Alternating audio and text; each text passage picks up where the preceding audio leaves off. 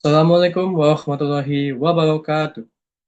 Perkenalkan, saya Arsyad Sidik dengan NIM 062440111825. Jurusan Teknik Sipil, Prodi D4 Perancangan Jalan dan Jembatan. Di sini, saya akan menjelaskan mengenai MK, GIS, and LDD pertemuan pertama. Silakan menikmati.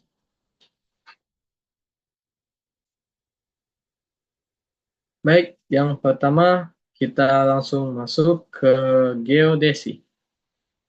Geodesi itu mencakup kajian dan pengukuran yang lebih luas, tidak hanya sekedar pemetaan dan penentuan posisi, tetapi meliputi penentuan bentuk dan dimensi bumi, baik dengan pengukuran di bumi maupun dengan bantuan satelit.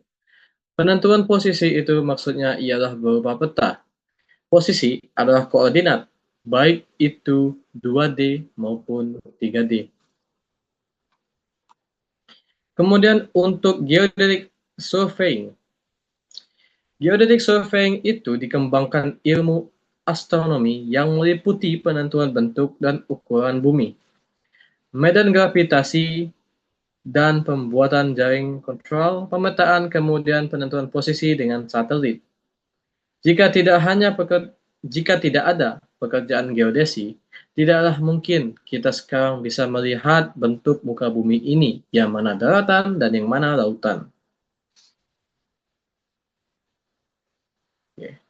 Ini adalah gambar bumi yang dipantau oleh beberapa satelit. Contohnya satelit penentuan posisi atau GPS, satelit gaya berat, maupun satelit pemancar yang biasa kita gunakan untuk menonton TV. GPS singkatannya ialah Global Positioning System. Inilah yang memantau bumi. Satelit yang berjumlah 24 yang mengorbit bumi selama 24 jam tanpa berhenti. Ini adalah pesawat terbang yang dilengkapi dengan GPS. Ada istilahnya GPS ini sebenarnya satelit. Alatnya disebut receiver GPS atau alat penangkap sinyal satelit GPS. Jadi, receiver GPS-nya dipasang di pesawat, kemudian menangkap sinyal satelit GPS-nya. Jadi, maskapai penerbangannya terbang menurut jalur posisi X, Y, dan Z-nya masing-masing. Kemudian gambar yang ini dan ini dan ini adalah contoh satelit dan pembuatan satelit. Di sini pembuatan peta dengan wilayah cakupan yang lumayan luas dilakukan dengan scanning, yaitu dengan pesawat. Kemudian, di manakah posisi kapal ini yang berada di tengah lautan? Untuk mengetahui posisi kapal pada tengah lautan, kita bisa memanfaatkan GPS. Untuk GPS handheld atau GPS navigasi yang biasa digunakan pada handphone kita, itu memiliki ketelitiannya adalah tidak kurang 3 meter. Tidak mungkin 2 meter, dikarenakan ketelitiannya yang paling teliti itu adalah 3 meter. Jadi kita bisa mengetahui nilai X, Y, and Z-nya, kemudian dimasukkan ke Google Earth, lalu bisa didapatkan lokasi kapal. Kemudian, seberapa penting sih posisi?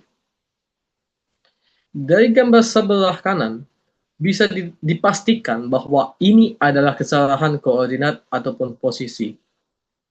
Bisa kita lihat saja seberapa pentingnya posisi itu. Salah sedikit saja bisa membuat proyek itu menjadi gagal. Kemudian ini adalah GNSS Survey, yang mana adalah contoh daripada penggambaran secara matematis. Kemudian ini adalah fotogrametri, adalah pengukuran dan pemetaan dari foto udara. Teknik penginderaan jauh dan interpretasi foto melalui wahana pesawat udara. Sedangkan pesawat udara itu ada dua jenis, yaitu pesawat yang berawak dan yang tidak ada awak. Pekerjaan ini dilakukan pada siang hari, dikarenakan membutuhkan cahaya matahari untuk menerangi objek yang akan difoto atau yang akan dibuat petanya. Pekerjaan ini menghasilkan foto. Jenis foto udara yang mana kameranya dipasang di pesawat, kemudian dari foto-foto ini akan diolah menggunakan software, dan kemudian akan menjadi sebuah peta. Ini adalah contoh penginderaan jauh. Gunanya adalah mengetahui luas pulau tersebut dan membuat peta pulau tersebut. Kartografi. Kartografi adalah seni, ilmu, dan teknologi pembuatan peta dan ikhtisar sajian permukaan bumi fisik. Subjeknya itu proyeksi, peta, desain, maupun reproduksi peta. Ini adalah perkembangan peta.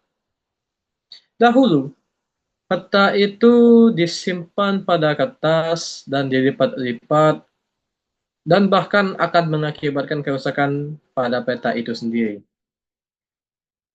Namun pada zaman sekarang, peta disimpan pada soft copy dalam laptop, handphone, dan bisa diperbanyak. Bisa diedit, bisa di up to date sesuai perkembangan zaman terkini. Dulu, peta dibuat tidak dengan mudah. Sekarang bisa dengan mudah, hanya dengan GPS juga bisa atau menggunakan citra satelit.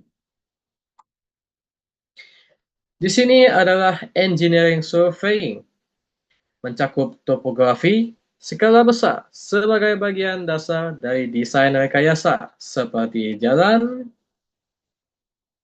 jembatan, maupun bangunan gedung dan lain-lain. Skala besarnya contohnya 1:5.000 atau bisa juga 1:1.000.000. Artinya, gambar itu dibuat dengan sangat detail atau sangat besar karena mencakup satu objek saja. Misal, peta jalan saja atau peta jembatan saja. Kemudian peta. Peta adalah gambaran objek permukaan bumi yang digambarkan dalam bidang data atau 2D yang digambarkan dalam bidang data dengan skala atau proyeksi tertentu. Peta yang baik berskala 1:1, dan ini tidak mungkin karena untuk penggambarannya perlu menggunakan skala.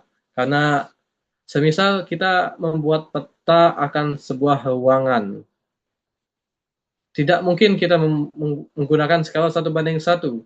Kalau kita menggunakan 1:1, kita bisa dengan bayangkan saja betapa besarnya peta itu jika kita menggunakan 1:1. Kemudian, ini adalah proyeksi peta. Proyeksi peta adalah ilmu yang mempelajari hubungan antara besaran-besaran di atas permukaan bumi di bidang lengkung dengan besar-besaran di atas peta, bidang data untuk mereduksi distorsi menjadi minimum menggunakan rumus-rumus matematis tertentu. Ini adalah kelengkungan bumi. Yang ini. Nah, yang pertama adalah model bumi, kedua adalah geoid.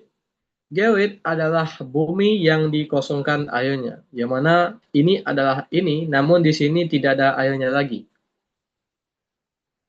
Yang ketiga adalah ellipsoid. Ini adalah model bumi yang mudah ditulis menggunakan rumus matematis. Kemudian bidang data itu adalah versi yang berbentuk petanya, yang mana kita ketahui peta itu berbentuk data.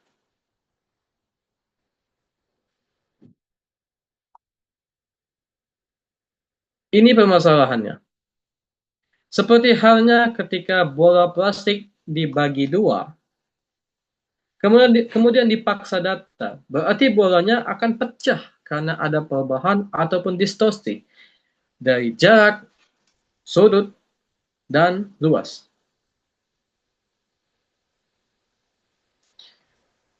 Ini adalah contoh gambar hasil pengukuran.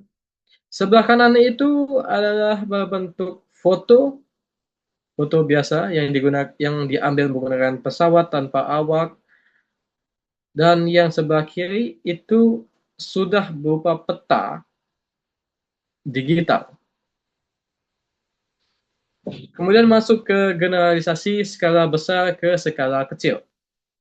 Dari gambar-gambar ini dapat disimpulkan semakin besar gambarnya, semakin kecil pula skalanya.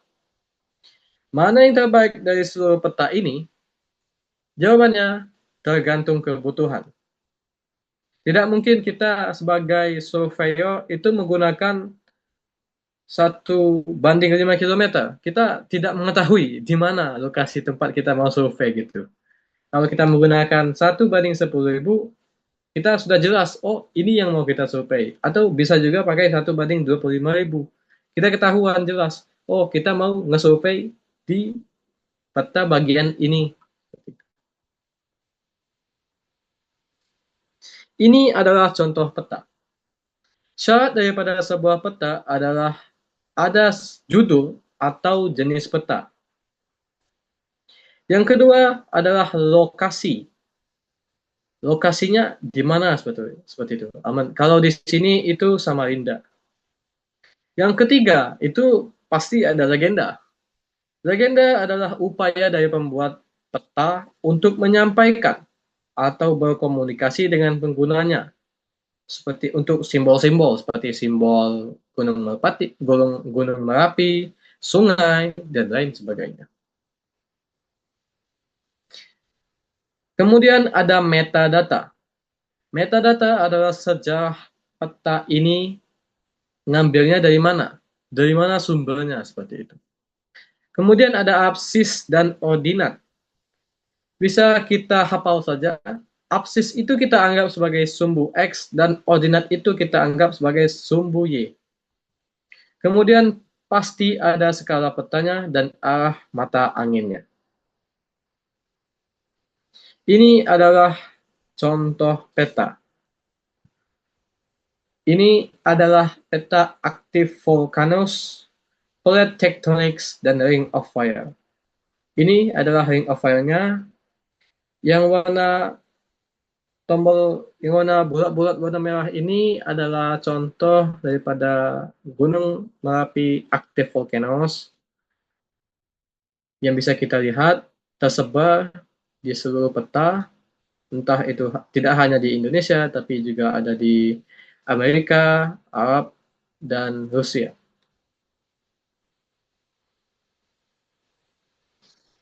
Baik, mungkin sekian penjelasan daripada saya. Terima kasih telah menyaksikan. Saya akhiri. Wabillahi taufiq wal hidayah. Wassalamualaikum warahmatullahi wabarakatuh.